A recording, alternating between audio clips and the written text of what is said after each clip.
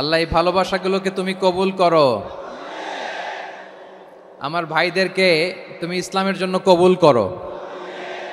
এই যে তরুণ শ্রোতারা, জেনজি অফ নবাবগঞ্জ, একটা সময় ছিল 50 ঊর্ধ্ব 60 ঊর্ধ্ব মুরব্বী বাবাজিরা মাহফিলে আসতেন, ওনারা এখনো আসেন, কিন্তু এখন 90% শ্রোতা হচ্ছে Gen Z, the young generation, the future heroes and icon of Bangladesh. তোমাদের হাতেই বাংলাদেশ নিরাপদ।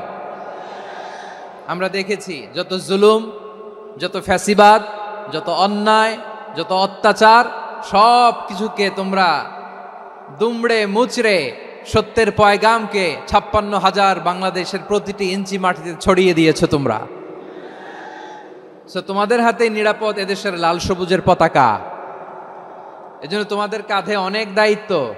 আবেগ আর বিবেকের সমন্বয়ে আমাদেরকে সামনে আগাতে হবে, বাংলাদেশকে রিবিল্ড করতে হবে। লেটস রিবিল্ড আওয়ার নেশন, ঠিক কিনা বলেন?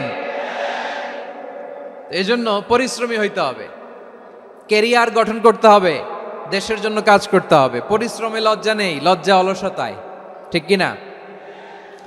পরিশ্রম করলে যে গা থেকে ঘাম ঝরে, এখানে যে লোনা পানি ঝরে, এই লোনা পানিতে জন্মায় সফলতার বীজ। আমার বারুয়াখালীর যুবক শ্রেণী, যুবক ভাইয়েরা, পরিশ্রমী হইতে হবে। ফ্যামিলির জন্য, নিজের জন্য, দেশের জন্য আমাদের কাজ করতে হবে। রাজি আছি তো সবাই? আল্লাহ সবাইকে কবুল করুক, আমরা পড়ি আমিন। প্রিয় ভাইয়েরা, আমাদের সময় খুব কম, কথা অনেক বেশি। অনেকে আপনারা দুপুরে খাবারও খেতে পারেননি, অনেকে গতকাল চলে আসছেন। গতকাল আসছেন কারা কারা দেখি? ইয়া সালাম। গতকাল যারা আসছে সব সামনের জায়গা প্যাক করে রাখছে একেবারে। মাশাআল্লাহ, মাশাআল্লাহ, আল্লাহ কবুল করো তুমি। প্রিয় ভাইয়েরা, আজকের প্রোগ্রামটি খুবই সুশৃঙ্খল, ওয়েল অর্গানাইজড, ওয়েল ডিসিপ্লিন। বসুন বসুন, থামুন, কিছুই বলা লাগতেছে না আমার। আলহামদুলিল্লাহ, আলহামদুলিল্লাহ। আপনারা যে যেখানে আছেন বসতে পেরেছেন বসুন, দাঁড়িয়ে আছেন দাঁড়িয়ে শুনুন। আমার সাউন্ড ঠিকঠাক মতো শুনতে পাচ্ছেন তো? হ্যাঁ, পাচ্ছেন? মাশাআল্লাহ, মাশাআল্লাহ। সাউন্ডটা খুব একটা ক্লিন মনে হচ্ছে না, ক্লিন না, কেমন যেন দুইবার আওয়াজ শুনতেছি আমি। সাউন্ডটাকে একটু স্ট্রং এবং ক্লিন করে দেওয়ার চেষ্টা করবেন মাইক অপারেটর ভাই যিনি আছেন। তাহলে আমরা কিছু কথা কোরআন থেকে পেশ করবার চেষ্টা করবো ইনশাআল্লাহ। প্রিয় ভাইয়েরা, এখন আপনারা যেমনি চুপচাপ, শেষ পর্যন্ত চুপচাপ থাকবেন তো? হ্যাঁ, আমি ওঠার আগে কে কে উঠবেন হাত তোলেন দেখি।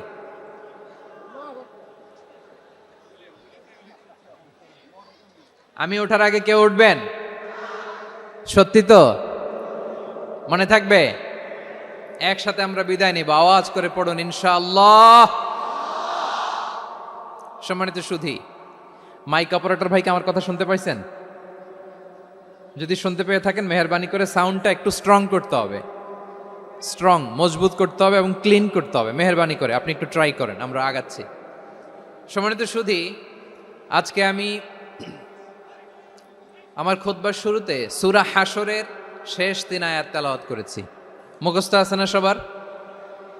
বাংলাদেশে ফজরের নামাজে প্রত্যেক মসজিদে যখন তাসবিহ পড়ে, ইমাম সাহেব এটা তালিম দেয় না, তালকিন দেয় না? প্রিয় বারুয়াখালীবাসী, মুখস্থ আছে না সবার? জি, ইনশাআল্লাহ। আজকে সূরাতুল হাশরের এই শেষ 3 আয়াতের তাফসীর আপনাদের সামনে উপস্থাপন করার চেষ্টা করব ইনশাআল্লাহ। কোরআনের অনেক জায়গায় আল্লাহ তাআলা নিজের পরিচয় দিয়েছেন। নিজের পরিচয় তিনি বিভিন্ন আয়াতে, বিভিন্ন সূরায় পেশ করেছেন। 3টি জায়গায় খুব এক্সক্লুসিভলি আল্লাহ তাআলা নিজের পরিচয় দিয়েছেন। এক হচ্ছে সূরা বাকারার 255 নম্বর আয়াতে, মানে আয়াতুল কুরসি। এর মধ্যে 9টা বাক্য আছে, 9টা বাক্য মিলে একটা আয়াত। এই আয়াতে আল্লাহ তাআলা খুব চমৎকার ভঙ্গিমায়, চমৎকার ভাষা শৈলী ব্যবহার করে, খুব উচ্চাঙ্গের আরবি সাহিত্য দিয়ে একটি আয়াত নাজিল করেছেন। এই আয়াতটার নাম হচ্ছে আয়াতুল কুরসি। বিশ্বনবী বলেন, মান কারা আয়াতুল কুরসি দুবুরা কুল্লি সালাতিন মাকতুবাতিন লাম ইয়ামনাহু মিন দুখুলিল জান্নাতি ইল্লাল মাউত। প্রত্যেক ফরজ নামাজের পরে যে আয়াতুল কুরসি পড়বে তার জান্নাতে যাওয়ার ক্ষেত্রে আর কোনো বাধা থাকে না, একটা জিনিস ছাড়া, সেটা হচ্ছে মৃত্যু। মরণ, লোকটা মরে না তাই জান্নাতে যায় না, মরলেই জান্নাতি। এই আয়াতুল কুরসির এই আয়াতে আল্লাহ তাআলা খুব স্পষ্টভাবে নিজের পরিচয় তুলে ধরেছেন। আবার সূরাতুল ইখলাসের ভেতরে আল্লাহ তাআলা খুব চমৎকার ভঙ্গিমায় তিনি নিজের পরিচয় তুলে ধরেছেন। অনুরূপভাবে সূরা হাশরের শেষ 3 আয়াতেও আল্লাহ তাআলা খুব চমৎকার ভাবে নিজের পরিচয় তুলে ধরেছেন। আওয়াজ করে পড়ুন সুবহানাল্লাহ। আমরা সূরা হাশরের শেষ 3 আয়াতের তাফসীর আজকে আমরা শুনব। আসুন আমরা আমাদের রবকে চিনে নেই। আজকের আলোচনার টপিক হচ্ছে আসুন আমাদের রবকে চিনি। আসুন আমাদের, সবাই বলুন, আসুন আমাদের রবকে চিনি। আজকের আমার ঢাকা বিভাগের প্রোগ্রাম থেকে, এই নবাবগঞ্জ বারুয়াখালীর প্রোগ্রাম থেকে আমরা আমাদের রবকে চিনে যাব ইনশাআল্লাহ। বলেন সবাই।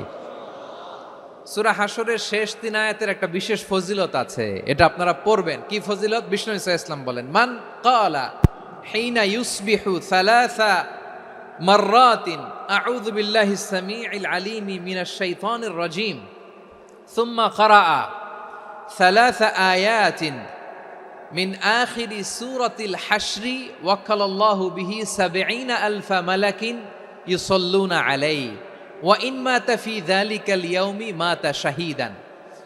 বিশ্বনবী মুহাম্মদুর রাসূলুল্লাহ সাল্লাল্লাহু আলাইহি ওয়াসাল্লাম ইরশাদ করেন, যে ব্যক্তি সকাল বেলা 3 বার তেলাওয়াত করবে আউযু বিল্লাহিস সামিউল আলিম মিনাশ শাইতানির রাজীম, এরপরে সূরা হাশরের শেষ 3টি আয়াত তেলাওয়াত করবে, রব্বুল আলামিন ওই ব্যক্তির জন্য ৭০,০০০ ফেরেশতা নিয়োগ দিবেন যারা সারা দিন ওই লোকের জন্য মাগফিরাতের দোয়া করবে। শুধু এখানেই শেষ নয়, বিশ্বনবী ফরমান, ওয়া ইন মাতা ফি যালিকাল ইয়াউমি মাতা শাহীদান, ওই দিন যদি ওই ব্যক্তিটা ইন্তেকাল করে সে শহীদ হয়ে কিয়ামতের দিন আল্লাহর সামনে দাঁড়াবে। সকালবেলা যদি পড়েন 3 বার আউযু বিল্লাহিস সামিউল আলিম মিনাশ শাইতানির রাজীম 3 বার পড়ে সূরা হাশরের শেষ 3 আয়াত যদি তেলাওয়াত করেন, তাহলে আপনার জন্য আল্লাহ তাআলা ৭০,০০০ ফেরেশতা নিয়োগ করবে। সারা দিন তারা আপনার জন্য মাগফিরাতের দোয়া করবে, আর ওই দিন ইন্তেকাল করলে আল্লাহ তাআলা শহীদ হিসেবে আপনাকে কিয়ামতের দিন দাঁড় করাবে। সুবহানাল্লাহ। এত আস্তে। আবার সন্ধ্যাবেলায়ও যদি পড়েন, সারা রাতের জন্য ৭০